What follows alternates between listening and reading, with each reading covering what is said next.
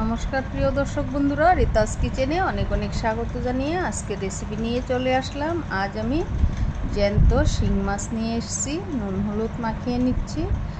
বন্ধুরা, জ্যান্ত শিং মাছ দিয়ে আলু টুকরো করে ধনে বাটা জিরে বাটা দিয়ে পাতলা ঝোল করব।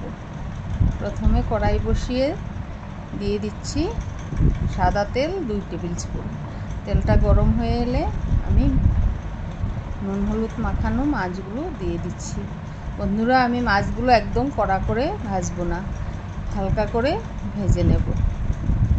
শিং মাছ বেশি করে ভাজলে আর কি গুণাগুণ থাকলো বন্ধুরা, শিং মাছ বেশি ভাজতে হয় না, বেশি ভাজলে তো উপকারটাই চলে যাবে।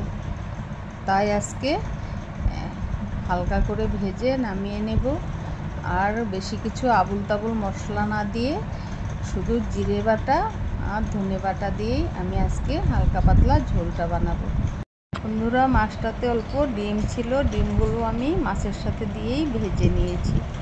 বন্ধুরা, ভিডিওটি স্কিপ না করে শুরু থেকে শেষ অবধি দেখার অনুরোধ রইল। ভালো লাগলে লাইক, কমেন্ট এবং সাবস্ক্রাইব করে আমার পাশে থেকে। অন্য একটি চুলোতে আমি কড়াই বসিয়ে আলুগুলো একদম নরম তুলতুলে করে ভেজে নিয়েছি। আলুগুলো ভাজা হয়ে গিয়েছে, নামিয়ে নিয়েছি। আর কড়াইতে সামান্য তেল ছিল, তার সাথে 2 টেবিল স্পুন তেল দিয়ে ফোড়নে দিয়েছি গোটা জিরে। জিরেগুলো ভাজা হয়ে এলে দিয়ে দিচ্ছি জিরে বাটা।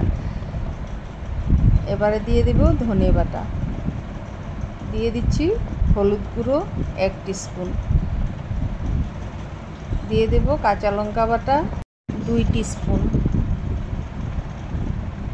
এবার দিয়ে দেব শুকনো লঙ্কা শুধু কালারের জন্য 1/2 টিস্পুনের মতো। এবার স্বাদ মতো নুন দিয়ে দিলাম। এবারে খুব ভালোভাবে নেড়ে চেড়ে মশলাটাকে কষিয়ে নেব। জিরের সাথে একটি তেজপাতা দিতে ভুলে গিয়েছি, এবার তেজপাতাটা দিয়ে দিলাম। তেজপাতার সেন্টটা খুব ভালো আসে। এবার ভালোভাবে কষিয়ে নিয়ে ঝোলটা দিয়ে দিলাম। বন্ধুরা, আমি ঈষদ উষ্ণ গরম জল দিয়েছি।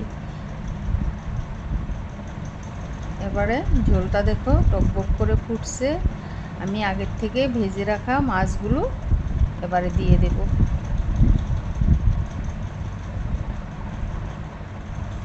মাছগুলো দিয়ে প্রায় 8 থেকে 10 মিনিটের মতো ভালোভাবে ফুটিয়ে নেব। আলুগুলো সেদ্ধ ছিল, ভাজা যেহেতু ভালোভাবে সেদ্ধ হয়ে গিয়েছে, এবার বেশি সময় লাগবে না। নামানোর আগে গরম মশলা ছড়িয়ে দিলাম। এই মশলাটা আমি ঘরেই বানিয়ে নিয়েছিলাম বন্ধুরা। বন্ধুরা, কালারটা কত সুন্দর আসছে। ফিরে আসবো নতুন রেসিপির সাথে। সবাই ভালো থেকো, সুস্থ থেকো। ধন্যবাদ।